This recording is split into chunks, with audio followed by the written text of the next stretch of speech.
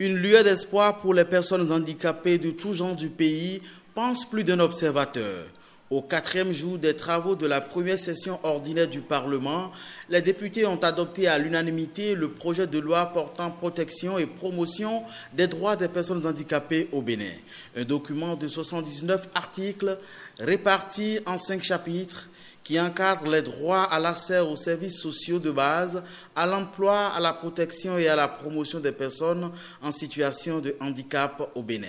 Une avancée notoire dans la prise en charge sociale de ces personnes. Le programme d'action du gouvernement est un instrument fondamental de prévention de toute forme de handicap. Dans son volet santé, dans son volet éducation, dans son volet cadre de vie. Parce que, en réalité, les personnes handicapées sont beaucoup à la naissance à raison de l'absence de prévention. Lors des débats sur le sujet, les députés ont surtout amené de l'eau au moulin du gouvernement qui estime qu'il faut aller vers une discrimination positive au profit des personnes handicapées au Bénin. Demander à notre État de prendre en charge la totalité des handicapés en se trompe.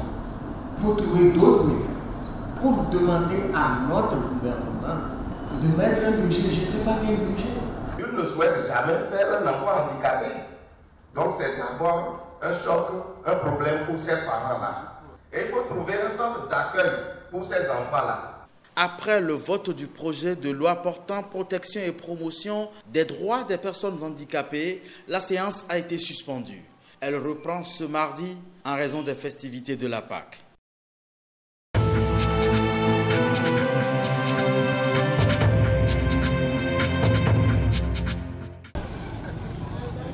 Nous sommes au marché de Kokokodji dans la commune d'Abomey-Calavi. Cet agent collecteur vient percevoir la taxe à l'aide du TPE, le terminal de paiement électronique. L'agent collecteur ne part plus vers la femme avec des tickets, des valeurs inactives pré-imprimées, mais elle part avec ce TPE pour délivrer le ticket de manière électronique. Donc cette application mobile est reliée à une application web qui permet aux responsables, aux autorités de la mairie de connaître à la minute ou à la journée combien en temps réel ce qui est collecté. Cette réforme introduite par le maire, Georges Bada, vise à assurer la transparence, la traçabilité pour lutter contre l'évasion fiscale et à disposer d'une base de données. Pour le moment, je crois qu'on peut dire que nous sommes sur la bonne voie. D'autant que nos recettes ont commencé à accroître. Peut-être que nous n'avons pas fortement commencé à investir ce que nous collectons, mais bientôt vous allez également nous voir sur ce chantier. Pour certaines vendeuses, ce système est préférable à l'ancien modèle.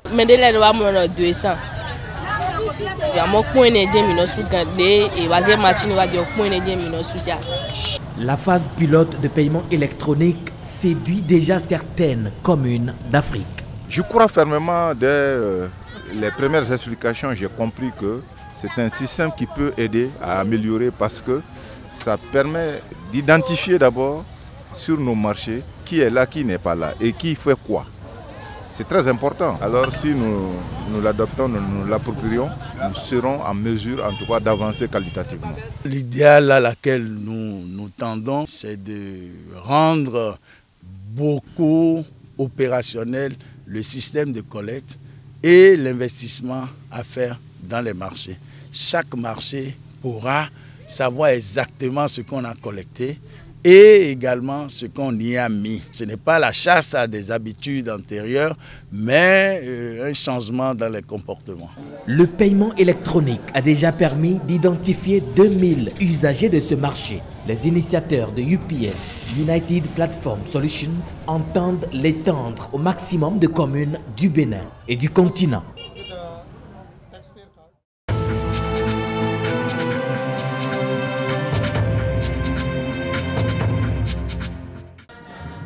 Encore 6 mois et la mairie d'Abomey-Calavi sera plus attrayante. Ce bloc administratif va être érigé au 2e niveau avec la même architecture que le premier. Bâtie il y a près de 30 ans, cette maison des jeunes sera reconstruite. Nous reverrons les lieux dans la même forme, mais transformés. Nous aurons 2 grandes salles qui pourront servir à la fois de réunion, de salle de fête. En quelques mois, nous allons arpenter les chemins vers le 2e niveau des bureaux dans l'extension du bloc administratif.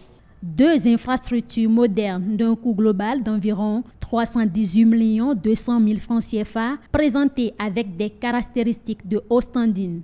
La maison des jeunes dans laquelle nous nous trouvons en ce moment sera réhabilitée en un bloc R+1. Donc le rez-de-chaussée plus un étage. Le bloc administratif tel que vous l'observez en ce moment, nous avons un bâtiment actuel de R+1. Il passera désormais à R+2 à la fin de ces travaux. Le conseil communal œuvre ainsi pour le mieux-être des populations d'Abomey-Calavi. Il entend faire de cette commune l'une des villes les plus modernes au Bénin.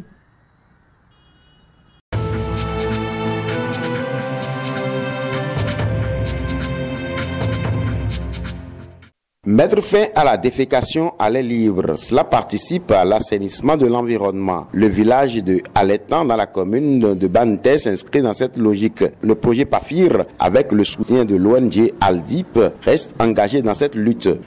Aldip a organisé un sondage initial dans toute la commune de Banté, ce qui lui a permis de retenir pour cette phase 81 localités regroupées dans 24 villages et dans 7 arrondissements sur les 9 que compte la commune de Banté.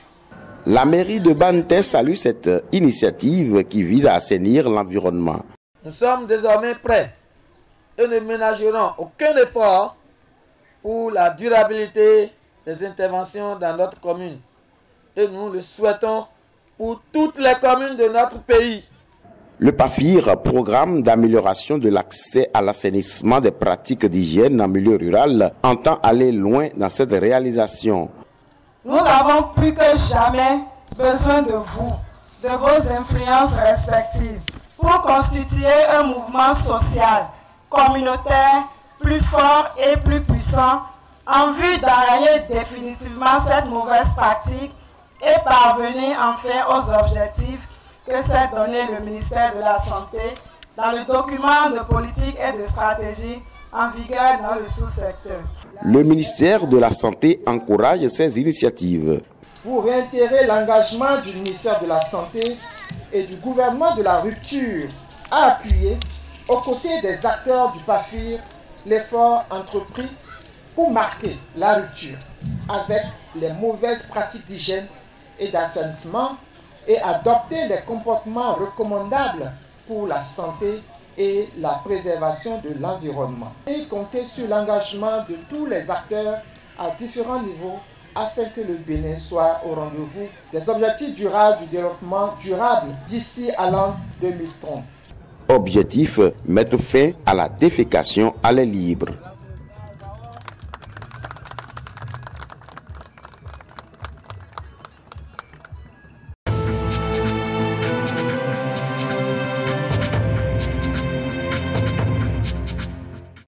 « 64 millions de francs CFA est la somme déboursée pour la réalisation de ce bâtiment flambant neuf. Il s'agit d'un foyer d'hébergement de 13 lits érigé pour accueillir les femmes qui souffrent de la pathologie vécue comme un drame.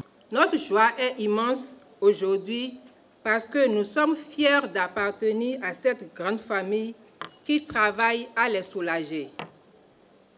La Fondation Ajavan-Sébastien Germain est heureuse d'avoir servi de courroie de transmission entre l'association MJ pour l'enfance, dont le président Michel Gestin est parmi nous aujourd'hui, et le club Inner Wheel de Cotonou. Sa participation s'élève à 27 367 538 francs CFA. La prise en charge des femmes porteuses de ce handicap nécessite une hospitalisation de longue durée. Pour amoindrir la souffrance de ces femmes, leur éviter les regards et surtout pour leur offrir des commodités et la quiétude pour leur maintien dans le processus et pour réduire les frais d'hospitalisation, il a été créé cette maison dans laquelle la femme peut se sentir comme chez elle.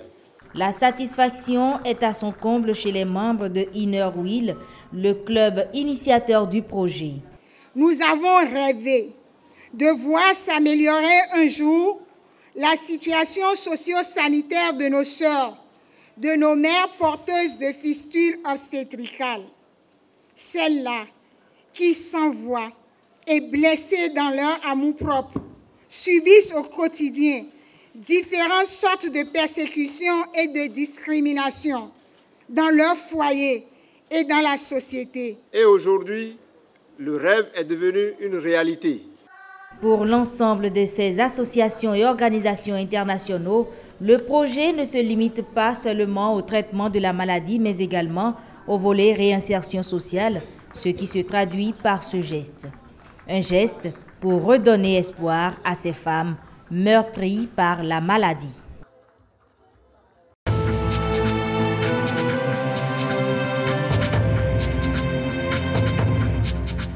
D'un coût global d'environ 74 millions de francs CFA, ce don est composé de 61 motos, 62 groupes électrogènes et de 6 réfrigérateurs. Il va permettre à terme au ministère de la Santé et plus précisément à l'Agence nationale pour la vaccination de réussir ses activités de couverture vaccinale au profit des populations des 12 départements du Bénin. Il y a beaucoup de centres qui n'ont même pas d'électricité, là où le délestage est beaucoup. Ce sont des groupes qui peuvent faire fonctionner un centre complet. Dans des zones rurales surtout, c'est difficile pour qu'un agent de santé rentre dans un village comme ça pour chercher des choses. Donc ces motos sont là pour les aider à combler leurs besoins. Ce sont des choses en essence très performantes. Il y a une garantie auprès des fournisseurs ici. Ces matériels doivent vous aider à améliorer les performances de vos départements en matière de couverture vaccinale et de surveillance des maladies cibles du PEV. J'attends donc de vous les diligences nécessaires. Le porte-parole des bénéficiaires s'est engagé au nom de ses collègues, directeurs départementaux de la santé, à redoubler d'efforts pour atteindre les objectifs.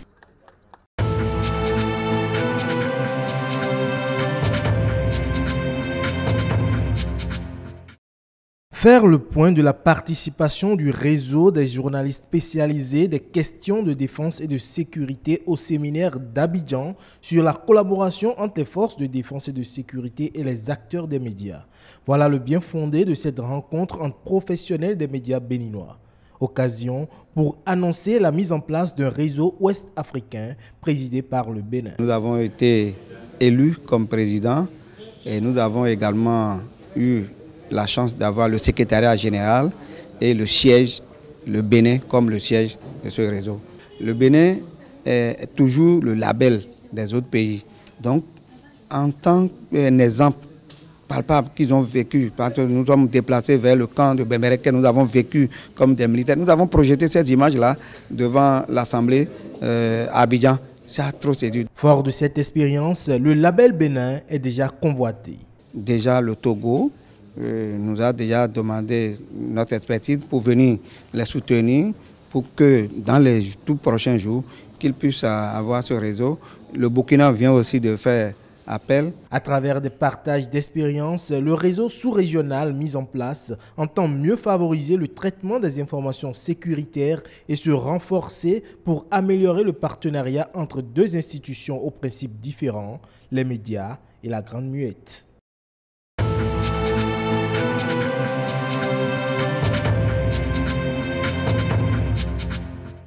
152 fonctionnaires de l'unité spéciale de surveillance des frontières de la police nationale ont pris part à cette session de formation. Après 4 semaines de stages théoriques et pratiques sur les techniques de tir, de patrouille et autres, ils sont désormais plus aptes à mieux garder et sécuriser les frontières béninoises. À l'œuvre pour ce renforcement de capacité, 15 agents de la marine américaine.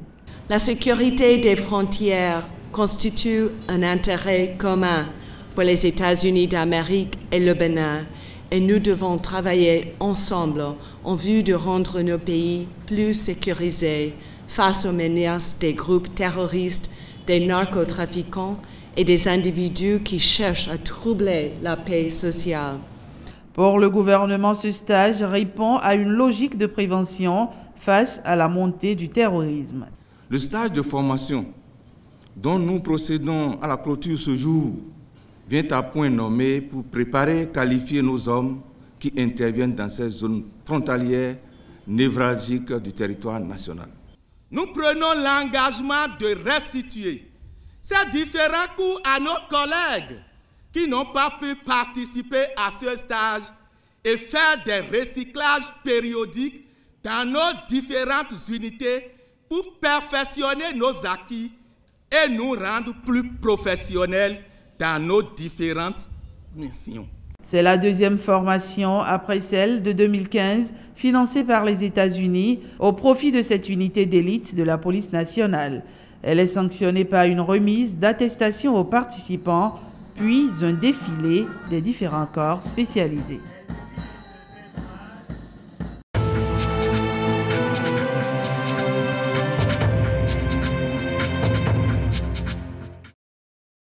La préservation de la santé pulmonaire préoccupe le Rotary Club Parakou et c'est à cet effet que le club Service a procédé à la distribution de centaines de cache-nez aux usagers de la voie inter-État Parakou-Malanville. Le Rotary Club Parakou vise donc à soulager la peine de ces derniers confrontés depuis plusieurs mois à la vague de poussière qu'engendrent les différents chantiers ouverts pour la réhabilitation des grands axes de la cité des Koboro. Une telle initiative parce que ça fait partie d'une nation que nous avons inscrite dans notre programme pour l'année 2017-2017. Vous constatez avec nous ce matin, nous sommes distribués des cache-nez parce que Rotary, c'est d'abord être en contact avec la population. Et vu que Parakou est un chantier, on est un peu confronté au soulèvement de la poussière un peu par-ci. On a dit bon, l'action plus proche qu'on peut faire pour soulager un peu la population, c'est la bienvenue, l'action de cache-nez qu'on peut offrir à la population pour pouvoir au moins soulager un peu leur peine. Une action sociale et pleine de générosité qui séduit les populations bénéficiaires. Une très bonne chose que de partager ces cache-nez aux populations qui en ont tellement besoin. En ce moment où les travaux publics se font sur les voies, il y a assez de poussière qui envahit la ville. On remercie vraiment ce club et nous demandons à Dieu de les bénir. Parce qu'avec ce que nous voyons à Parakou actuellement, la poussière est trop. C'est trop. Et avec ce cache-nez, j'espère qu'on va éviter beaucoup de maladies. Pour rappel, le Rotary Club est une association à but non lucratif qui s'est donné pour mission première d'apporter son aide à autrui à travers des œuvres sociales du genre.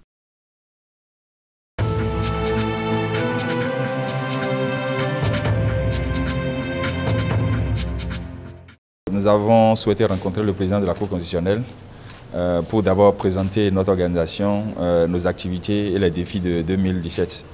Nous n'avons pas manqué d'insister sur le programme que nous implémentons aujourd'hui, qui est venu de l'international, que nous implémentons dans notre organisation nationale, à savoir Peace is Possible.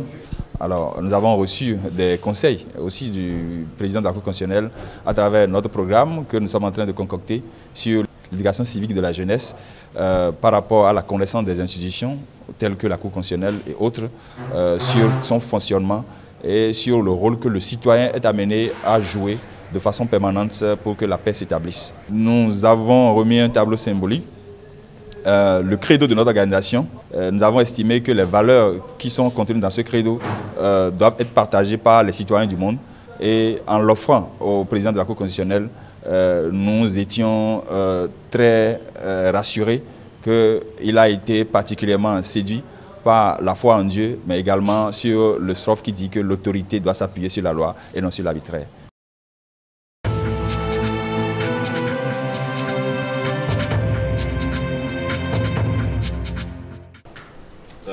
Cette assemblée générale mixte, ordinaire et extraordinaire de la Bank of Africa est une occasion pour les membres du conseil d'administration de la banque et les actionnaires d'échanger autour de plusieurs préoccupations, entre autres l'approbation des comptes de bilan et de résultats de l'exercice clos au 31 décembre 2016, l'augmentation de capital et le fractionnement des actions de la banque. La dividende qui a été distribuée cette année est en augmentation par rapport aux dividendes de l'an dernier qui était déjà substantielle. La BOA au Bénin demeure toujours la première sur le marché, tant du point de vue de collecte des ressources que du point de vue de l'emploi des ressources. La BOA a réalisé au titre de l'année 2016 un bénéfice qui lui offre la possibilité d'élargir son cercle d'actionnaires. Et pour ceux qui sont déjà partenaires de la banque, la satisfaction est grande. J'avoue que je suis très satisfaite. La BOA Bénin est une banque qui a vu sa situation financière se renforcer d'année en année. Au jour d'aujourd'hui, on peut dire que l'action BOA Bénin est une action VIP sur la BRVM. Personnellement, c'est la proximité.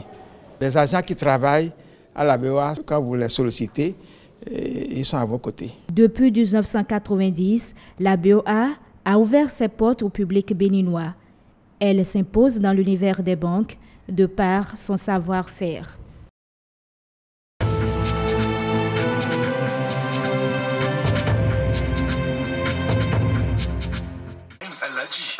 Des pas de danse esquissés à partir des notes vocales bien précises. Un mélange de rythmes traditionnels et contemporains tirés du répertoire artistique du Togo, du Niger et du Bénin. Le tableau est beau, le spectacle se laisse découvrir. Africa Dance est l'œuvre de la section chorégraphie de l'ensemble artistique et culturel des étudiants d'Abomey-Calavi, EACE. L'événement est diversement apprécié des participants. C'est un réel plaisir d'avoir presté ici, donc nous sommes très contents de la réalisation. C'est un événement vraiment de grande taille que j'aime beaucoup. Au-delà du spectacle, Africa Dance promeut depuis une décennie un brassage culturel et artistique des étudiants de la sous-région. Africa Dance, la 10e édition déjà, mais toujours avec des innovations. On a voulu que cette édition soit particulière. En premier lieu, sa délocalisation, l'université d'Abomey-Calavi, le lieu qu'a connu les 9 éditions passées. Le festival aura duré 3 jours. À la clé, une remise de distinction aux participants venus du Togo, du Niger et du Bénin.